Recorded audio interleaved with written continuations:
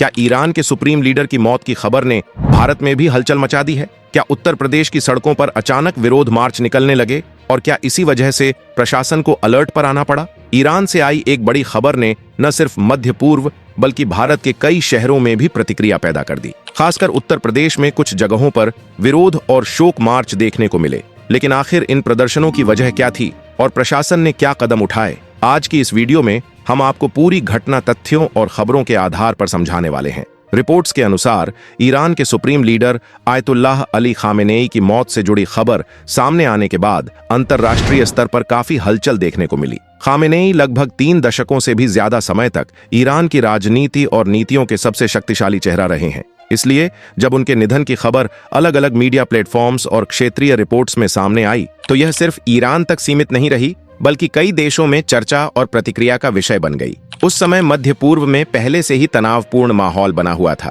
खासकर Iran, Israel और America के बीच बढ़ते राजनीतिक और सैन्य तनाव को लेकर। ऐसे माहौल में आई यह खबर और भी ज्यादा संवेदनशील बन गई। कई जगहों पर लोगों ने इसे एक बड़े भू राजनीतिक बदलाव की शुरुआत के तौर पर देखा। कुछ स्थानों पर शोक सभाएं आयोजित की गईं, जबकि कई जगहों पर लोग सड़कों पर उतरकर अपनी भावनाएं व्यक्त करते दिखाई दिए। भारत में भी खासकर शिया समुदाय के बीच इस खबर को लेकर गहरी भावनात्मक प्रतिक्रिया देखने को मिली, क्योंकि ईरान के धार्मिक और राजनीतिक नेतृत्व को इस समुदाय के कई लोग सम्मान की दृष्टि से देखते हैं। खबरों के अनुसार इस खबर के बाद उत्तर प्रदेश के कई शहरों जैसे अलीगढ़, आगरा, अमरोहा, मुजफ्फरनगर और सहारनपुर में विरोध और शोक मार्च देखने को मिले। इन शहरों में बड़ी संख्या में लोग सड़कों पर उतरे और शांतिपूर्ण तरीके से जुलूस निकाले। कई लोग काले कपड़े पहनकर और बैनर पोस्टर लेकर मार्च में शामिल हुए, जो शोक और विरोध दोनों का प्रतीक माना जाता है। इन मार्चों के दौरान लोगों ने ईरान के नेता के प्रति सम्मान व्यक्त किया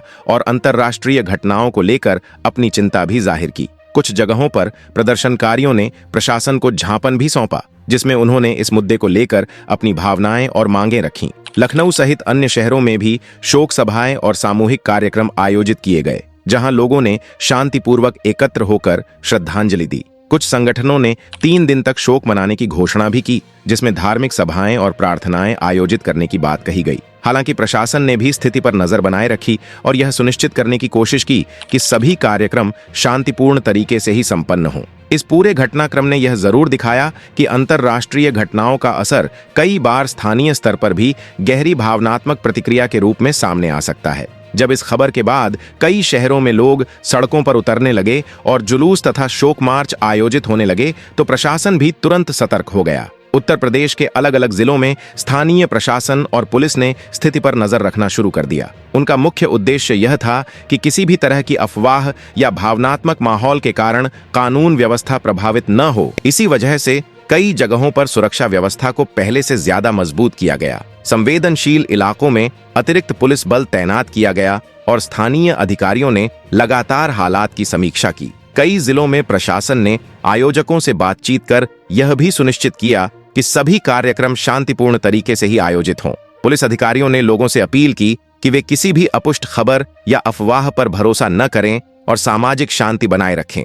प्रशासन की कोशिश यही थी कि लोगों की भावनाओं का सम्मान भी बना रहे और साथ साथ सार्वजनिक व्यवस्था भी पूरी तरह नियंत्रित रहे। इसी संतुलन को बनाए रखने के लिए पुलिस पेट्रोलिंग बढ़ाई गई और सोशल मीडिया पर भी निगरानी रखी गई, ताकि किसी भी भ्रामक सूचना को तुरंत रोका जा सके। इस खबर की चर्चा केवल उत्तर प्रदेश या भारत तक सीमित नहीं रही, बल्कि अंतर्राष्ट्रीय स्तर पर भी कई जगहों पर प्रतिक्रियाएं देखने को मिली। मध्य पूर्व, दक्षिण एशिया और कुछ यूरोपीय शहरों में भी लोगों ने अलग अलग तरीकों से अपनी भावनाएं व्यक्त की। कहीं शोक सभाएं आयोजित की गईं, तो कहीं लोगों ने शांतिपूर्ण कैंडल मार्च निकालकर अंतर्राष्ट्रीय हालात पर चिंता जताई। कई जगहों पर यह भी चर्चा होने लगी कि अगर ईरान के शीर्ष नेतृत्व से जुड़ी ऐसी खबरें सच साबित होती हैं तो इसका असर क्षेत्रीय राजनीति और वैश्विक संतुलन पर भी पड़ सकता है। सोशल मीडिया पर भी इस विषय को लेकर व्यापक बहस देखने को मिली। लोग विभिन्न रिपोर्ट्स और खबरों के आधार पर अपने अपने विचार साझा कर रहे थे। कुछ विश्लेषकों ने इसे सिर्फ एक खबर से ज्यादा